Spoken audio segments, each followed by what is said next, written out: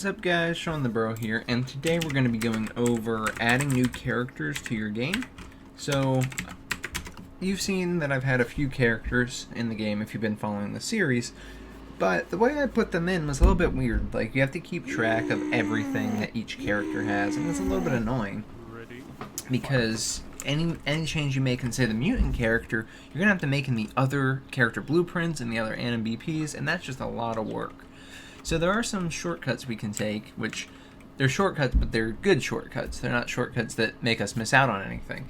Basically, we can work smarter, not harder, as they say, and we can actually end up making a parent BP that we can have all these children of and just change the values that we need to change. Alright, so what we can do is basically, we have to change our approach a little bit here. So we have our character class in the code, and if you've not been following the series, I believe this is episode 69, so we are quite far along. If you'd like to catch up on some of the stuff we've done to get the game to this point, then you may want to click this icon in the top right corner to send you to the fighting game tutorial playlist. It has every episode, as well as a few additional episodes for things that might be useful while you're going along the series. Otherwise, what we need to do here is basically change the way we're thinking about setting up our logic.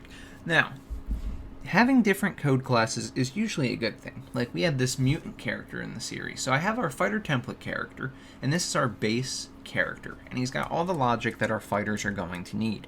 I've added a few additional things in here since the last episode that I'm not going to be covering today.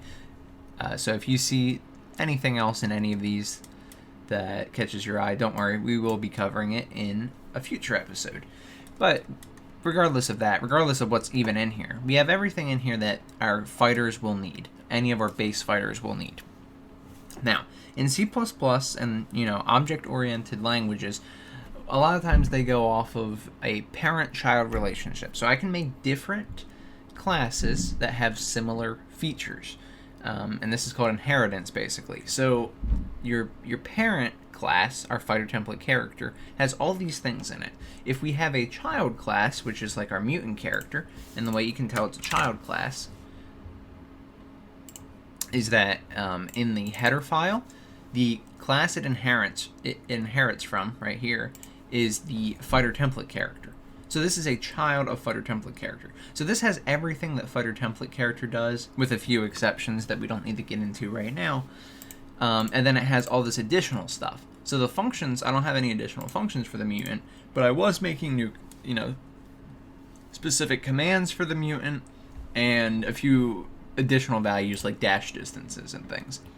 Now, this is good, and this will work, but the problem with doing this in Unreal is that if I want to make a base blueprint for our characters, and I have these different character classes and I want these values to be represented based on the code class values, then I'll need to make a child, a blueprint child for each of these classes. Now, that's fine too, but that means every time we make a change in the blueprint, so I have this mutant character BP, alright? This is what we've been using to this point. I have all these things in it. And this is not even done. We have so many more things to do. Like, some things I haven't covered that are in here. I have some X attack stuff in here, which sets materials. And there's plenty of stuff in here that I haven't even covered yet, let alone things that I haven't added yet because we haven't gotten there. And this is for one character in the BP. Now, I can Control A, Control C, copy it, whatever. I can go here, right click and duplicate it, whatever. But anytime I make a change to the blueprint, I would have to do that to all the other characters. So I have this Vanguard BP. If I wanted to make a change, if I wanted to duplicate the mutant, just change the mesh and the anim BP and say, oh, this is the Vanguard. Well, guess what? If I add anything to the mutant, I have to add it to the Vanguard. Same with the mannequin. That's kind of why I've only been using the mutant throughout the series, is because it's just so much upkeep. But we can cut down a lot of this. What we can actually do is make a base character BP, which I've made now, and I'll show you how to make it. And then the mutant BP and the Vanguard BP are children of this, so we can essentially eliminate the mutant character BP, just change the things we need in these classes, and the rest of it will be the same. So for example, you just saw mutant character BP. This is mutant character BP with all this stuff in it. Now mutant BP has nothing in it, essentially. It's got one node in it, which will actually come in by default. And the rest of it is still here. It's all still things that we want. But it's things that we have from being a child of the base character BP. So if I click on class settings, you can see it's a child of base character blueprint. Now let's go into base character blueprint. Look at the class settings, and it's a child of fighter template character. Alright, so let's kind of explain what's going on here. So, the mutant character BP and the base character BP are exactly the same as of right now. Because what I've done is made a duplicate of base character BP, of mutant character BP, and called it base character BP. That way I could have two to show you in the example. That way I didn't get confusing. So this is what we have been using throughout the series. But now we're going to switch this over to a base character BP, and then change the children. That way, every time we change base character's BP's blueprint, all these blueprints change. That doesn't mean we can't change the values. We can still change the values of these blueprints. We can change, if we go to class defaults on the mutant, we can still change their command lists. We can still change their icons, their damage sounds, different hurt boxes, everything. Everything about the character that you can change in blueprint, you can still make specific to this character.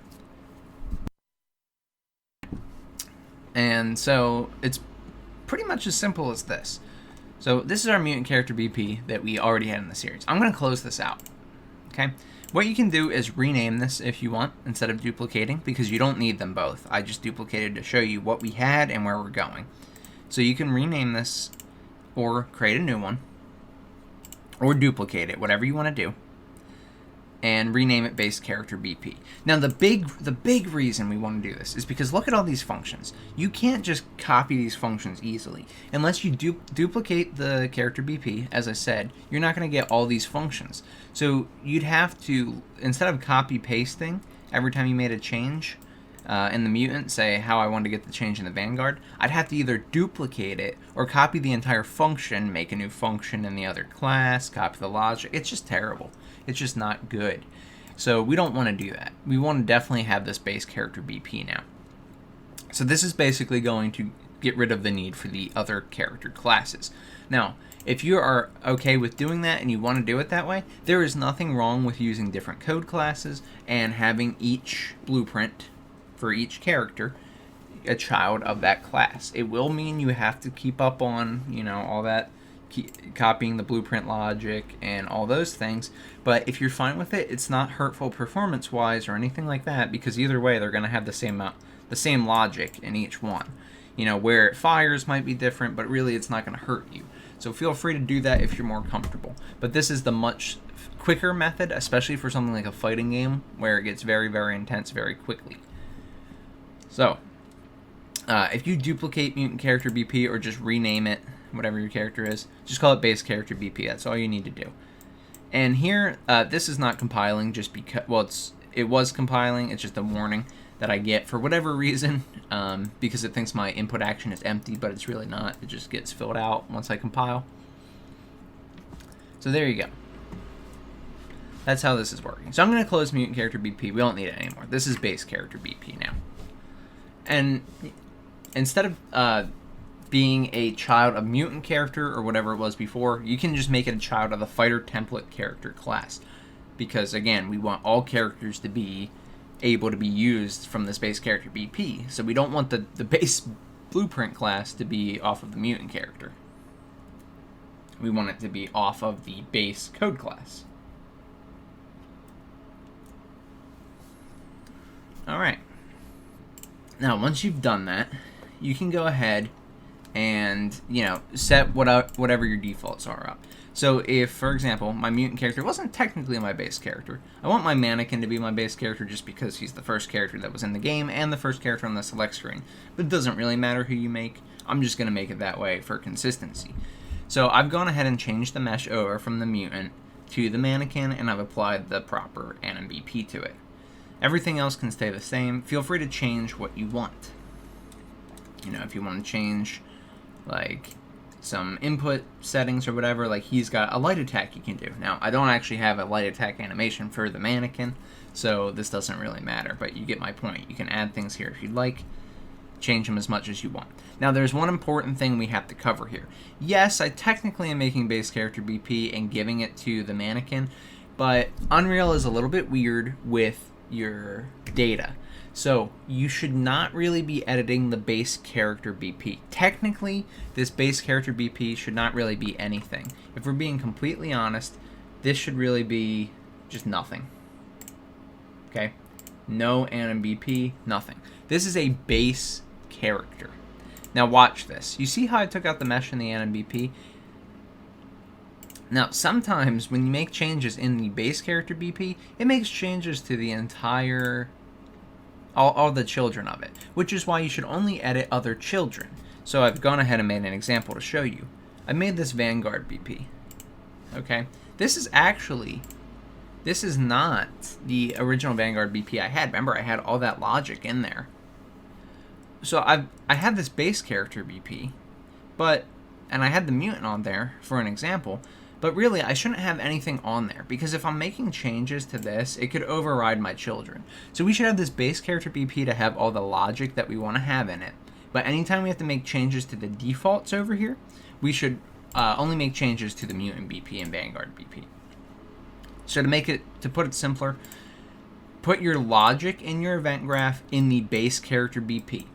Anything regarding the component list that's not going to be on every character, or anything related to the defaults, so commands, dash distances, skin index, hurtbox offset, capsule collider differences, any of this stuff should be determined on the individual characters. Otherwise, you can override what the children look like by changing the parent. We don't want to do that.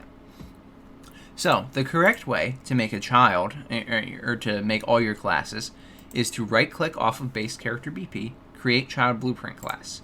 We will call this mannequin BP, okay? This is a child, and now we want to apply our mesh. So now we can do the mannequin. Stay mannequin, and we can apply our third person anim BP. And now instead of spawning the base character BP when we want to spawn a mannequin, we want to spawn the mannequin BP. The event graph is going to be just like this. You don't have to add anything to it. It will automatically have all the logic that the base character BP does. We've just changed the mesh and the anim BP. Alright? So just so that's clear. That's very important, because if you have a list of like 50 commands and you go into base character BP and add commands or delete commands, you could end up deleting them all for every other character. So this is insanely important to remember. You only want to make changes to the class defaults on the children. Okay. Now, we have our different characters, and they're looking pretty good. All of our event graphs are empty, basically. They have this one node in here called parent begin play, which is just calling the begin play on the parent, which is the base character BP, so it calls all this logic, and you go through everything that you should. Okay, so that's handled. Now, let's cover the changes we have to make sure that this works. So in your animation blueprint, unfortunately, it is not quite so easy to just make a child of an anim BP. There is technically a custom setup you can do, and we may try to approach it, but Unreal doesn't automatically support child anim blueprints, especially if the skeletons are different. Now, technically, using the Mixamo skeleton, they don't have to be different, but if you're using a different skeleton for weights and stuff, they will have to be different, to my knowledge. I've never seen it work successfully without that, or with that, excuse me. And so Unreal is, Epic's aware of it, and they are supposedly looking into it. So hopefully we can get a fix soon, or an easier method for this. But for now, unfortunately, the anim blueprints do have to pretty much stay the same. They have to be unique for everyone. Now for this, you copy it, and it is a pain to copy all of these. But regardless, we'll cover that at another time. The main thing for now is the blueprints. So we have the code and the blueprint sorted out. Now, the anim BP, the only changes we have to make this work are, we're going to have to choose what class we spawn in the game mode, and then we're going to make sure we're casting to the right class. So So make sure you open your blueprint, your anim blueprints for any characters you have to change, and let's go into our game mode.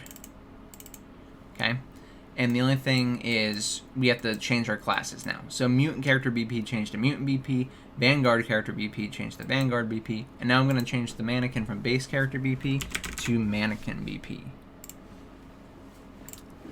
Alright, and you can see, last time I'll mention it, but you can see I have all these commands for the mutant because I've added them here. Technically, they were still in here from before when I had the code class in here, and I was using the mannequin, or excuse me, the mutant commands from the code class, but you can just add them here regardless. You don't have to have the code set up at all for this. I have all my inputs and all. This method is especially important to do before we get into the next input episode, because we are going to be transferring the entire input system, or all the inputs to use the new input system, including like our light attack and stuff. I won't cover it today, but you can see I have the light attack in the character commands, and all I do is light attack. So we'll be able to use the light attack just by pressing the light attack button. We won't need to use a boolean to check it, and basically we can run everything off of the command buffer, which is going to be very important for things like buffered input. That's down the line, but I just want to show you kind of why this is really useful right now and why we're covering it now as opposed to earlier or later. Alright, so now that I've spawned this is in my determine character class, which determines, you know, what class I'm spawning when my characters load in. So make sure you're now spawning the right classes after that change. And if you're spawning them anywhere else, make sure you're spawning the right classes.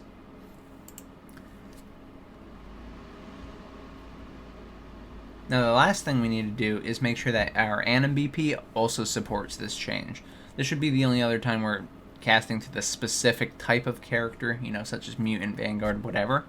So in this case, we want to make sure that our cast to the correct type exists. So before, last time we were casting to the mutant character BP, or even just the fighter template character, depending on how you set it up. Well, now we're going to cast to the base character BP. Okay, so the character reference that we have in our anim BP can be the base character BP. This is nicer because we don't have to actually make it to the mutant character and things like that if you don't want to. I'm showing you that you can here, so you have two options. You can either keep it as character reference as base character BP, like I do here, or you can actually make it, you can cast the mutant BP, and it's whatever you want to do. It doesn't really matter here, because now that the blueprints go to the base character BP as the parent, all the logic will route back to the fighter template character, but you also have the mesh and things like that. So before, you know, we had the fighter template character, but we didn't have access to the mesh or some of the hurt boxes or things that we spawned in the blueprints. So now you can have the best of both worlds. You can have everything, but also be at the highest level, so you don't have to grab things that are specific to certain characters. This just makes it a little bit easier, because if I were to copy this and paste it into another anim blueprint, like the Vanguards, then I don't have to change my character reference to like, oh, Vanguard BP. It can just be the base character and we can leave it. You can also, if you need to use the child class, you can still use the mutant BP and still have the character reference the same. So anytime you have to cast to a specific type, again, such as the class we are in, or the owner is in, then you can still cast the mutant BP. So if there's something specific you do need from that character, you can do that too.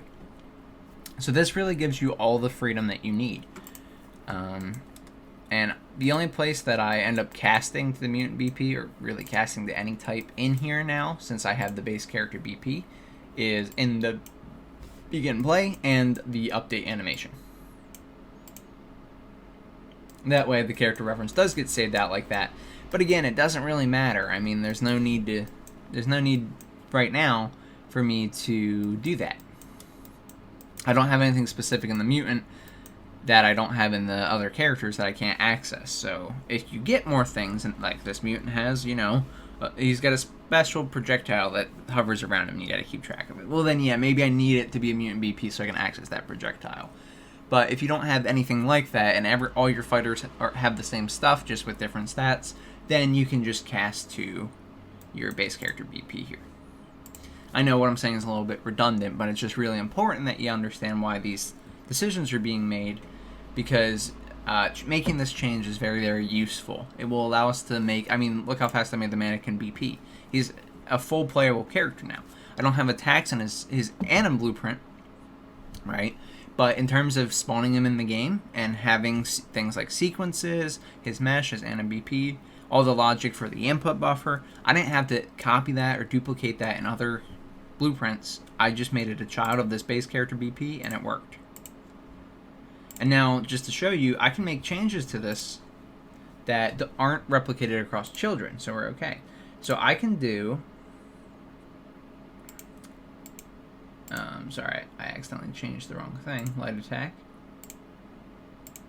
What I can do is this. I can do add character command. And we can make this medium attack. Okay? We can make it an input type of medium attack. Now, I made this change, and this change should only be here for the mannequin. Now, of course, the medium attack is going to be available for everyone. But what I'm saying is, you know, I made this change, and so if I don't want that in the other ones, like, for example, Vanguard Command 1 happens to be the first index here. Well, he's not changed at all by the fact that the mannequin has this. So this is great. We can set up our commands differently right within the blueprints. Now, what you don't want to do, last time I'll say it, is change things in the base character BP. See how I made a change in the child blueprint and the parent blueprint changed? That's weird, right? Well, if you close this and go back into it, it's gone. So Unreal's got some bugs here. Do not make a change in the base character BP and compile and save it, otherwise you will lose your commands in your other classes. I can't stress how important that is. You can undo it, by the way. If you do mess up and compile it and you catch it, you can undo it and get it back. But yes, that's super important. So Unreal likes to mess with you a little bit. It'll try and confuse you with that. Make sure you don't fall prey to that. But that's basically it for today, guys. I got plenty more work I have to do. I'm getting this input system changed over so that every input in the game uses the input system as opposed to our little booleans and things like that. And that's why I actually can't use a light attack right now, because I was currently in progress before I started recording this. But yeah. So all this stuff we're doing will help us in the future. Just make our lives a little bit easier. It'll make it easier to add classes, characters, and not just characters, but other classes in general. Like if we want projectiles of that type, you can transfer this knowledge over to those sort of things. So that's all I got for you today, guys. I hope you enjoyed. If you did, please subscribe. It does more for the community and more for the channel than anything else you can do, and I just really appreciate it. Thank you so much for taking the time to support me, and I want to give a huge shout out to all my Patreon and YouTube membership subscribers. You guys going the extra mile really helps me continue this series, and I really appreciate it. I'm very excited, so thank you so much. If you want to check out some programming live streams, we do a side-scroller live stream on Fridays, 6 to 8 p.m. Eastern Standard Time. You can come check it out. I'll leave an iCard right here to the channel, the Shawnthebro 27 live stream channel, as well as the streams that go live on this channel. So you can check out any of the streams that you want. Just hit one of these iCards if you're interested. And that's all I got, guys. So once again, thank you so much. I'm Shawnthebro, and I'll see you in the next one. Goodbye, guys.